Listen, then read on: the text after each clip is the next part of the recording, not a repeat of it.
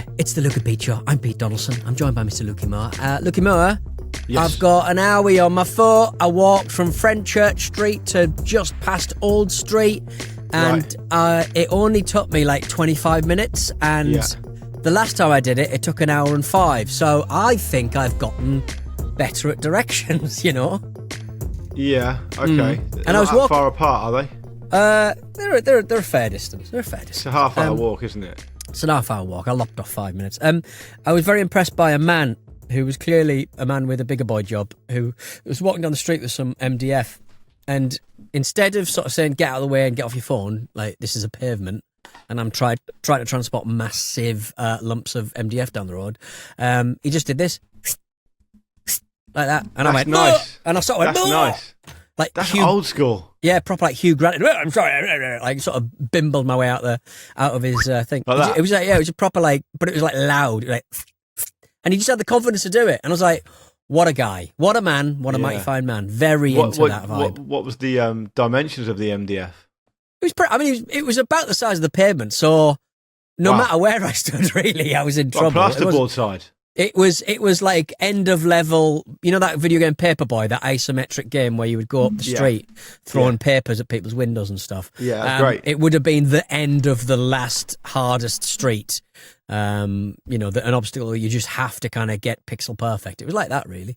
Wow, that's a really specific reference. I love Paperboy, and I have sort of 3 games in my mind.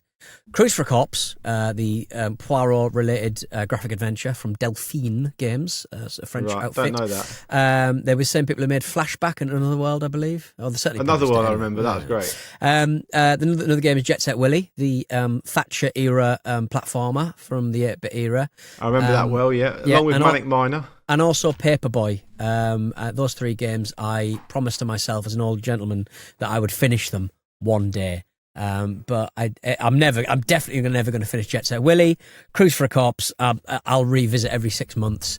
But Paperboy, I put on my arcade machine, and good God, it was and continues to be bloody impossible. Yeah, was Manic Miner related to Jet Set Willy? He was the same guy. Yeah, it was Miner Willy. It was Manic Miner was the first one, and I think discussed on this show. Second one was Miner in a Thatcher fever dream. The miner had become so rich because they didn't close down the mines, that he became so rich and loaded, he was able to buy himself into the aristocracy, and that's why he had a big massive house and filled with cocktails and people having a good time. So yeah, that makes sense. I think Jet Set Willy might have been for a different platform, because I had Manic Miner and I used to play it all the time. It would have been BBC on Micro. It would have been on the Micro eventually, but proper, like, just seeing a game that had something like 100 screens, like Jet Set Willy. It was absolutely wild how big that place was. And I told you about the best game ever of that era. That was Exile. That's right, Exile. Was that the one with the caveman, or I'm thinking of something else? Aren't I? Yeah, it is. It's where you were in a different planet and you had to get back home. That's right. Yes. I showed you a link to it, and you were absolutely blown away by the physics on the. I know somebody was. There was a lot of love for your review of Exile. I mean, it lasted most of the episode, and I appreciate it. I was obsessed with it. There's a playthrough on YouTube which is so good, because it basically completed a kind of empty part of my brain that I could never get past. But the physics on it are mind blowing for the era. Video games are like it's like an unfinished song, isn't it? If you don't finish one, you just feel like it's, for a little while, you're just like, ugh. But as you get older, you sort of rationalise and sort of go, what are you doing? Just move on to something else. I can remember. There's more stuff to buy.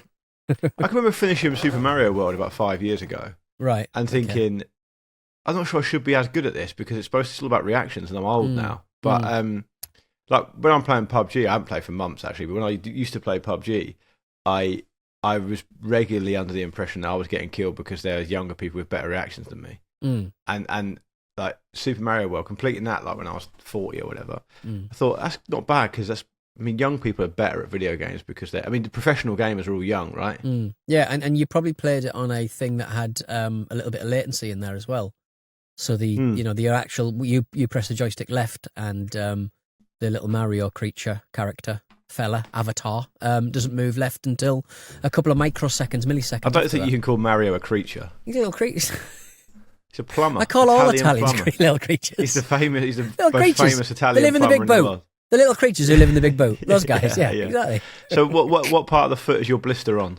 It's on the base of my foot. Because I had to have a sit down because I felt dizzy because I walked for too long. What the That's fuck? bad, isn't it? That's bad. Yeah, well, 25-minute walk and you have to sit down. Yeah, but I'd had a small apple, and it was like 11:30. That's all you'd had. I'd had a small apple I'd stolen from Aircast's breakfast bar, and also like a little sort of lollipop, and I was sucking on that. I was sucking on that all morning, and that's all I you had. actually felt faint because you walked 25 minutes. Yeah, so I went to Itsu and bought a very Japanese bowl of sliced up mango. How was that? Better. Cost about £4, did it? Felt better, yeah. Felt better. And is the blister related to the man with MDF, or is that a completely separate issue? What do you reckon? Like as I shifted to the left, the skin started part slipping. Of your foot you don't normally use. Exactly. Lukey, you're not a Super Mario brother anymore. You're a chess uncle now. I am. Very much I gave you a good beating the other day, didn't I? You did give me a good beating the other day. The problem is, I started playing chess on chess.com. For those of you who want to add me, my name is my. Oh, that's why I couldn't find you. I was on chess.com, and I had a great time with my bishop on chess.com.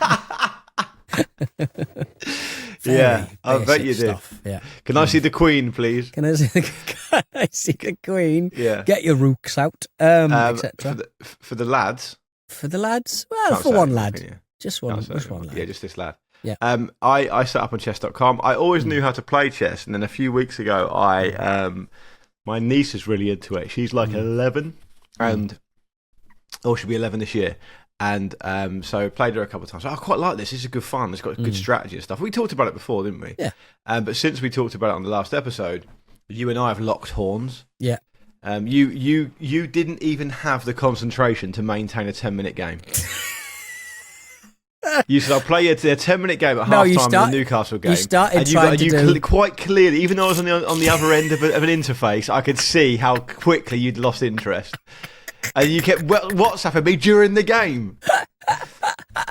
I just because we tried is it a 3 day where you just got to get all your shit done in 3 days? We're still doing that. It's your move. I'm still waiting for you. At the time of recording, I'll tell you how much longer you've got left to make your move. You haven't got right. Right, you have got, mate. At the time of recording, you've got 5 hours to make your move. Oh my goodness! Or you're going to lose. Okay, right. But I think it's one of those. Chess is one of those games where you can get to a certain point just by knowing the rules, and your simple kind of the old rook swap with the king, malarkey, and the queen. Castle your king, getting a new queen, and if you get a pawn at the top, so you can get by that. But then after a certain point, it is just remembering famous gambits, isn't it? Is it? I don't know any of that, so I think what. Yeah, I don't know how to do it. I can do the openings. I can do the casting of the king. I can sense an opportunity here or there. Right. The thing that keeps making me lose is I keep having like quite momentary lapses of concentration and playing a move and not realising if I play that move I'm going to get fucked, and then I just inevitably get fucked. Right. I mean that is chess though, isn't it? Not realising you're about to get fucked. No, but I didn't realise there were loads of kind of strategies and gambits that you're supposed to employ. So most above kind of regional concern like levels are just remembering manoeuvres that either you've done before or other people have done before. It's like my mate Al, he's really good, but he's really good because he watches YouTube influencers talking about fucking chess all day. Do you know what I mean? It's absolutely. I don't know how you managed to. His vape must be pretty good, but he just watches YouTube influencers and plays chess. My review feature on chess.com, right? It just always says stuff like nice Scandinavian move. All right, I didn't even know I was doing that. Literally, didn't even know I was doing it. You had a bit of dill in your pocket. But it's good that I, from the off, can maintain my 100% record at beating you at things. Right, okay. It's not 100%, is it? Because I'm fairly certain I've beaten you in darts, and I did not need I did not need a vibrating dildo up the bum to tell me what move not to make. We played darts at Flight Club, and there's about 15 of us. And what you mean by that? No. We played. Well, I beat you there, and I also beat you at an Aircast party as well, World Cup Euros party. So, I mean, look, I'm just the I don't even remember that. I mean, I'm sure you're right. And then swing the ring onto the wall, the little ring game. We had a game of that as well. Why are you holding on to these things? It's all I've got. I'm like that woman out of Titanic on that door. That's all I've got. What, you put your hand on the glass? Put your hand on the glass, yeah. Oh, you mean you're not letting me, as Leonardo DiCaprio, get on the door to survive? Somebody said that they were at a party where Winslet was getting... Can we do this? No. Fuck it. Let's not do it. After my telling off last time. Tell me later. A hand at the window was seen. That's all I'm saying. Well, you have just done it then. I've just done it then. Fuck it. Yeah. I don't think anyone will care. You know people who are at parties with Kate Winslet? Yeah, it was a long time ago. I can't even remember who that is. I remember them telling me don't tell anyone. Oh, good. Excellent. Good. Right. What are we doing? It's the Luke and Pete show. I'm bad at chess. Luke's good at chess. No, but I wanted to ask you a question. Do you Luke's ever get playing golf? Luke's playing chess. What is this all about? You've got to ask yourselves. Yeah, I'd like to know. So if someone can tell me, that'd be great. I'm actually desperate to get out and play golf because the sun's out. It's a real golfy day. All right, well, let's just be in the Luke and Pete show. Yeah. I wanted to ask you whether you get frustrated that you'll never get better at anything because you haven't got any concentration. I tell you what. Who's quite a good motivator. So I've never sort of got involved with like personal training or anything like that. But I tell you what's a good motivator. Fucking Duolingo, bud. You're doing that? He's really creepy and strange. Like, I'm only doing that because I started Japanese at beginner level and I just know it all. So I just go bang, bang, bang, bang, bang, bang, bang, and I'm just through. But so I've got like a 21-day streak, but it's all just like fucking how to say sushi, how to say rice, gohan. What? How do you say rice? Gohan. So you're sticking at that then? I'm sticking at that because of every afternoon the Duolingo bird will give me an email and sort of go, "Not doing your Japanese lesson, Pete? Interesting." Like that. It's basically he does, like Chikorito, Little P. I watch quite a lot of his weird little fucking men's rights activists. Yeah, he's a strange character Instagram. These days. Well, the thing that gets me is he doesn't know or realise that when he goes on his massive anti-women misogynistic diatribes that he's the fucking alpha big dog in his house, that the meta automated translator makes him sound very camp. He's like, I bet. "Oh, hi. The thing about men is," it's like, "Yeah, mate, you are being mugged off royally here." It's like that bloke who does the gay guy does those lip sync camp impressions of Donald Trump. Yes. Oh, he's brilliant. Yeah, he makes him look so gay. It's brilliant. But then Trump is really camp. I think there's a campness to all supervillains. Like you said. Isn't there? There's a campness to all supervillains. Yeah. Like if you look at, say, the best Bond villains, they're camp. Yeah. Adolf Hitler's camp. All Nazis were camp. But all the successful ones, Donald Trump probably wouldn't necessarily care. Would you say? But J.D. Vance would. And Kash Patel would, and all of those kind of men would. Do you know what I mean? And of course they would. Yeah. All those kind of guys, and because they kind of trade on that, and they haven't got very thick skin.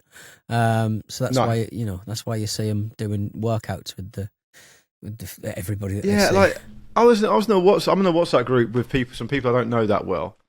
It's for football reasons, playing football. Right. Okay. You're in a couple of those football groups where it's just blokes doing really problematic things on the WhatsApp group, and all you want to do is get to the Saturday and say whether you're going to play or not. Exactly. Yeah. It's one of those, right? Yeah. And the Toyota Century group.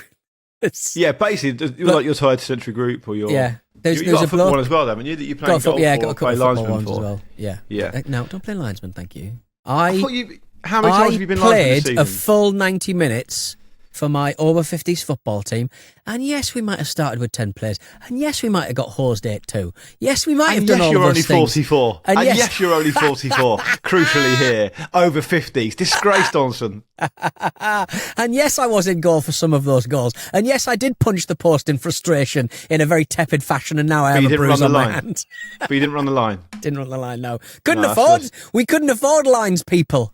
We only had 10 and then 9 players when the keeper had to get How out. at fault were you for the goals that you let in?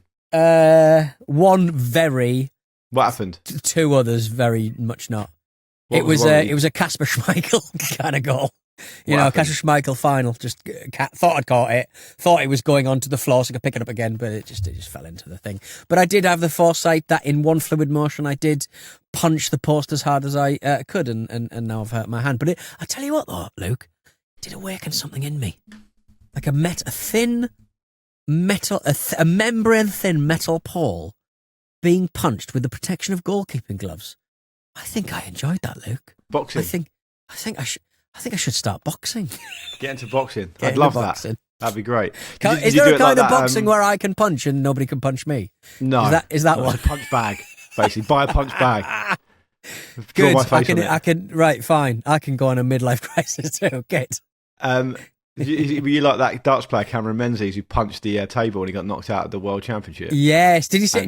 Yeah. Oh my God. Horrible. Now apparently he can't feel 2 of his fingers and he's a darts player. Brilliant. Absolutely fantastic. Absolutely love that. There's nothing better than a bit of fucking well-aired instant toxic masculinity just being absolutely do himself over. Brilliant. Yeah. He said, I'm struggling massively.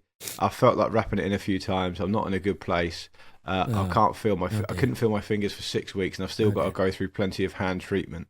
Oh dear. It's not as bad as it could have been. But I mean, not ideal, is it? It's not ideal. Anyway, can I just finish this point about this WhatsApp group? Sorry, yes. So, because you talked about Pete Hegseth, right? Yes. And yeah. Pete Hegseth is the Secretary of Defence. What? Thank you. Or Secretary Show of War some now. They respect. very camply changed it to. And he likes to not do his job, and he likes to get pissed, and he is entirely unsuited to the role. But the thing he thinks his job is to go and hang out with a load of squaddies or special forces guys and just show them how much he can bench press, right? Yeah. And that's obviously pathetic for a number of different reasons. Yeah. But on this WhatsApp group, there's a few of them debating about whether what he was benching was actually an impressive weight or not. Right, okay. And I was like, I didn't say anything because I don't get involved, but I was thinking, I don't think that's the point here. I think the point here is that like he is the most senior military figure in the United States, and he is bench pressing to show off in a shirt and tie to a load of like enlisted men. They've fallen. I'm not sure that's trap what. There, haven't they? Yeah, I'm not really sure. Like when they were planning the D-Day landings, Eisenhower or whoever the Secretary of War was at the time is Supreme Allied Commander Dwight D. Eisenhower was talking about bench pressing with a load of the regimental lads. I think it's very, very misguided to worry about whether he's benching an impressive number or not. No, I think, but it is impressive. Now I want to know. I don't really know. He claimed 143 kgs. I think that's probably quite good. Yeah, that feels quite good. He's wouldn't you sort of say probably that quite a like that's why it's funny? It's funny because it's funny because he's making the White House and the his sort of organisation is making a big deal about how much he can how physically demanding his routine is, his workout routine, that is, not his actual job. He doesn't do that a lot, but him working out, it is quite funny that it's not actually that impressive. Do you know what I mean? Yeah. Well, I don't think any of it's impressive. I think it's absolutely tragic. I think anyone who I don't understand why, like, for example, because we're talking about golf, say you're a better golfer than me, right? It's not really the thing to just spend all your time showing off about how good you are at golf. It's like the whole point of golf is you have handicap systems so you can play with each other and have a good time, and it can be worked out. And the whole point is about camaraderie and having fun. Like, I don't understand why in weightlifting it's about who can lift him out. And I think if you went to the gym with some normal people, they would be very supportive of you, however much you could lift. So I don't know why this is suddenly like a big show-off thing. But most you're always going to find someone in the world who's stronger than you, right? What's the point? And most kind of weightlifters are just kind of like, I think they are quite supportive. everyone's good being Yeah, on I'm that sure, but I'm journey. saying Everyone works Hegseth really is just hard. trying to show off, Yeah. isn't he? He's using But weights to show off. he's the worst kind of man. He'll be the worst kind of drinker. He'll be the worst kind of worker outie. Do you know what I mean? Yeah, They're all the worst examples of everything, aren't they?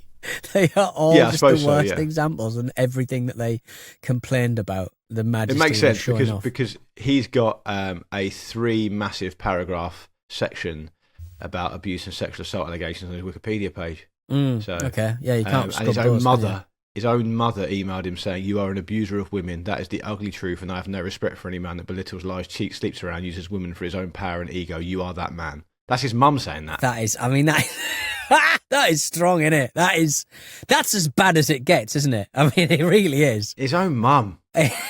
Well, the thing that always gets me is a lot of people in these positions are invariably lawyers. Like JD Vance was a lawyer, and they don't, and they're Ted all Cruz as well. Harvard. Yeah, Ted Cruz. Yeah, all of these people, they don't seem to be the most the brightest sparks, really, do they? No. I just don't know Pete how they Hegseth managed. went to Harvard. I think a lot of it's about money, though. A lot of it's about having the wedge. But you've still got to learn a lot. I mean, it's a lot of lawyering is a memory game and working connections and stuff to get your roles and stuff. But I just feel like, are they giving away these bar exams too easy? I just feel like a lot of the people, even most Fox News contributors, most Fox News hosts and stuff were ex-lawyers or pretty high up financiers and stuff. And you're like, everyone seems to be a lawyer in the US. Is this too easy?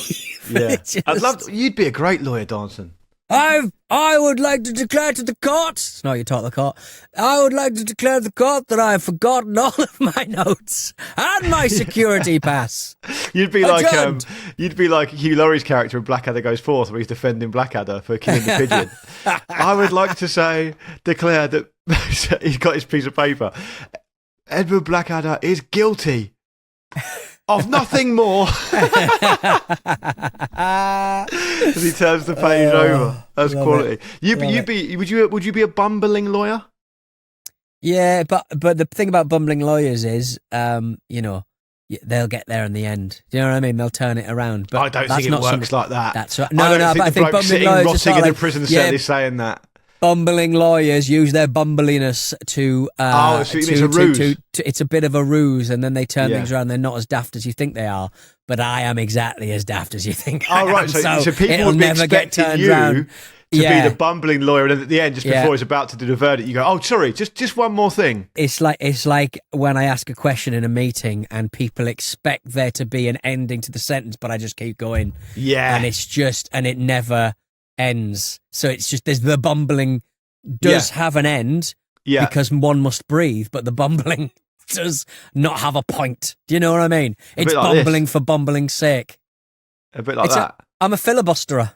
Yeah, it's nice. But I like the idea of you bumbling your way through a court case. You're defending someone who's accused of a capital crime. It's all going really badly. Yeah. And then they're about to go, "Oh, God, he's fucked it." And then you go, "Oh, sorry, and just one more thing." Yeah. And people think, "Oh, he's going to turn it around." Yeah. And it's a sharp intake of breath, and you just go, "Is this milk off?" It's just like smelling like your coffee. Is this milk off? I would like to declare the defendant is a secret homosexual. Sorry, what am I doing?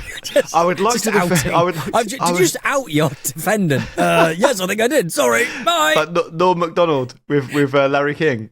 Oh my God, it's so good. It's so good. I would like to declare, I think I've missed my bus. Can you just do the verdict? The Norm Macdonald, Larry King sort of interviews and stuff. They've obviously done quite a lot of stuff together, but the best thing about Norm Macdonald is he's always smirking, so it's very disarming. Yeah, you never know he's being serious or not. You never know when he's being serious or not, and he treats people like Larry King. Larry King's not a funny person, and it just goes to show presenters don't need that in their locker to have an incredibly successful career. But he just does Larry King. And Larry King doesn't know where to go. Yeah, he doesn't know what he's doing. He doesn't know what he's doing because he doesn't understand. It's great. Love it. I do love the idea of you as a bumbling lawyer. I have to say, I think it'd be amazing in a different timeline. I can definitely see that happening. The best Larry King moment is when he interviews that guy, that voice actor, and he asks him what his luxury is. Have you seen that? Yes. What's your luxury item? And he goes, "I like a nice pair of socks." Our bed out of Parks and Rec. Parks and Rec? Yeah. No, the other one. And he goes, The other sure. Community. Community. I always get those two mixed up. And he said, "The pair of socks isn't a luxury item. It's like a luxury item is like, a private plane or And he goes, "Larry, I'm on DuckTales." She's like, Larry King being so out of touch. It's unbelievable. All right, let's have a break. When we come back, I want to talk to you about a live podcast recording I went to just last night. Whoa. We're back with Doug and Pete Show. We are a recorded podcast for your delectation. You can access us on YouTube. You can access us on Spotify, or just go to stack.london. All of our shows are up there. Click on the button and you'll gain access to all of our muck. Luke, you've been to a live podcast recording. Yeah, let me guess which one it was. You know which one it was because I put it in the notes. Did you? Oh, I've not looked at it. I've not looked at it. Don't look at it. Don't look at it. That's fine. Yeah, try and guess. All right. It was at the Palladium, by the way. Palladium. Was it the one? That's anyone nowadays. I was surprised. These guys are doing 3 nights at the Palladium. So again, they were doing. These guys are doing 3 nights at the Palladium. And I went to the first one last night. Oh right, because these guys. See, that's. I thought it might be. That's. I use guys as like entirely gender neutral though. So yeah. It's probably on PC these days. I'm not sure. I don't know. Yeah. I'm increasingly accidentally calling him on darling, and I don't mean to. Yeah, you've been doing that for years, though. I think it's part of your I've been in here though. I think it's Essex. I never used to say darling. It's a pet lamb, which is even worse. But I just call everyone darling, and every time I say it to a woman, I'm like, oh fuck, I just said it again. I'll fix it. I'll fix it one day. Yes. Where were we? Was it the ghost one? The BBC man who wears like a waterproof all the time and no, I don't like that guy. That's John's guy, not mine. Is it? I've only ever listened to that a couple times. Uncanny? Is it called Uncanny? Uncanny. No, yeah, John likes that, not me. Right. Okay. Right. You can have another guess, or is that as much enthusiasm as was you got? Was it the That's Chinese? not how guessing games work. You don't just have one guess then give up. Was it the Chinese man? No. What do you mean by that? The Bosch man. No, obviously not. The man who orders Chinese. Why would I go to that? What would he do? What would he do? But just order. Well, it's near Chinatown. March on down to Chinatown. He comes back, lays it out on the Last Supper on the table, and says, "Who wants prawn crackers?" That does sound quite good, to be fair. But no, it wasn't him. Bosch. Bosch. I'm out. It was Talking Sopranos. Oh, I see. Yes, that's been going for a long time, hasn't it, that one? So Christopher Moltisanti and Bobby Bacala from Talking Sopranos. Right. So they're in The Sopranos, aren't they? Yeah. So they're better placed than most. Correct. I could see why they could do 3 nights now. Yeah, it was quite good. It's quite formulaic. Well, did you go to all 3 nights? No, but you could tell, maybe because I've got inside information about these kind of things and how they work. There was a host as well who would just ask them questions that they'd obviously asked them every night. Yeah. And they would deliver answers. And then the second part of it was a Q&A from the crowd, which was totally unfiltered. Right, okay. Which was tricky. What was the more esoteric questions? What were the strange questions? The best question, right? The best question, and this, I promise you this fucking happened. It was the very first question, right? So Michael Imperioli, who plays Christopher Moltisanti, is a great actor, in my view. He's a fucking legend. He is not just Christopher in Sopranos. He is in The White Lotus. He's in a load of other stuff. And possibly most famously, his breakthrough role was as a kind of extended, very memorable cameo in the film Goodfellas, right? Right, okay. He plays a minor character called Spider, who gets shot by Joe Pesci's character in a completely unnecessary kind of argument that goes wrong. But it's a situation. Have you seen Goodfellas? You probably don't remember it, do you? Long time ago, but yes. So basically, Pesci plays Tommy Thingy, I can't remember his surname, who is mad, but a senior figure, and Spider's just this barman, the young barman, and he gives a bit of lip back to Joe Pesci, and Joe Pesci shoots him, kills him, and De Niro's character and Liotta's character, who's that, Jimmy Conway and Henry Hill, they are like, what are you fucking doing? What'd you kill him for? This is just admin for us kind of thing. It's that type of scene. Anyway, it's quite a memorable scene. And Michael Imperioli told a story that when he shot that with Scorsese, the prop guy forgot to put a fake glass in his hand. So when he gets shot and the blood bags spurt everywhere, what they call them, there's a word for them, the blood bags in under their shirts. That was just blood bags? Squibs or something? Let's call something like that. Ooh, something like that.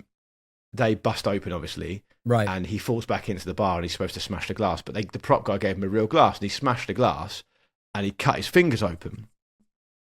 And so they had to reshoot it a couple of times. But anyway, they ended up using the original. Again. So authentic. Yeah. Anyway, so that's the background. That was a very long-winded build-up, so I'm sorry about that. But anyway, so the guy who steps up and asks the question, the host, the compere guy, says, please make sure you've got a question about The Sopranos and you ask it to both actors. Basically, because Imperioli's much more famous, so like it would have just been left. Steve Schirripa would have been just left out. The first guy says, "Hi, I've got a question here for Michael. Can you please? Can I be Joe Pesci and you be you? And can we do the scene where you get shot by me and you can tell me to go and get your fucking shine box or something like that?" And it was so cringe, and it was made even more awkward by Michael Imperioli saying in response, like straight away, no joke, "What the fuck are you talking about? What do you think I am?" He goes, "What do you think I am, a fucking jukebox? No, I don't fucking do that." Right, now. Which I rated. Everyone cheered it. That's basically your character on stage at the Palladium. That's basically your stuff. He's much cooler than me, mate. Trust me. Oh my god, that's fantastic. But the guy, I don't know if the guy was like nerds, man. They're just he was nerdy. I don't know if he was like neurodiverse or whatever. But he obviously had like no self-awareness, and that's the problem with like unfiltered Q&A. It's just blokes. It's just people taking it way too seriously, queuing up to ask questions, and having no understanding of like the environment they're in. There was a lad, one of those kind of fellas who has a belly that sort of pops over, and you know, like a sort of little, like a the front of a VW Beetle, that kind of thing, over the front of their trousers or something. Yeah. And he's sat in a chair, and he's been interviewed about what he likes about wrestling, and he's like, I love wrestling because I don't like modern wrestling because they don't have bra and panties matches. I would like to see Rhea Ripley in a bra and panties match. I would like to see blah, blah, blah, blah. And you're like, oh god. Well, he's doing that live in the auditorium. No, he was getting an interview for some bollocks, and it's been floating around, and you're like, that's bad. You've got to remember there are people out there who just think this is okay, and it's and I do think. I don't know, man. I just but like imagine going up to your favourite actor and saying to him, "Oh, can you just do those lines for me, and I can film it." I've never like. I was a big fan of the Foo Fighters. First couple of albums, brilliant. Thought still kind of do think Dave Grohl's all right. I like him. I like the Foo Fighters. Yeah. And I think he sort of did things the right way and stuff till he fired Josh Freese, obviously. But still good. But and I met him once, and I didn't. He wouldn't have known if I knew what his first name was. I stood next to Alan Shearer, didn't say a fucking word. I never want to bother the people I like. Do you know what I mean? I'm the same. Yeah. Oh god. The other cringe moment of the Q&A, because it was a fun show and everything. There's some great stories, and they're good kind of raconteurs and stuff. And obviously it's a great show, which I love. So it was good to be there. But like this one guy asked a question, right? But this is the thing. He got up onto the mic. He's in the crowd and they give him the mic, and he did about, I'm not joking, like a 2-minute monologue about why he liked The Sopranos, and everyone, to the point where people were just like starting to snigger. And then the host had to say, "Okay, what's your question? What's your question?" That was it. Yeah. He didn't have a question. He just said, "Oh, I remember when I first started watching it, and I think this and I think that." And it's crazy how little self-awareness people have. At any point, did somebody get a papier-mâché head out and dance around the stage? They did not, which is sad. No one brought anyone any pickled herrings either. No. Oh, there's the Richard Keys head. It's great to see it out. Keys head. That's great stuff. Debut. Let me take a photo before you put it away. Very nice. Very nice, mate. Very nice. Should we get out of here and Let's get out of here for crying out duck loud. out till next time? That's ruined my Monday, that has ruined my Monday, that. That's what I live for, mate. All right, then. We'll be back soon. See you later. See you on Thursday. Don't email us.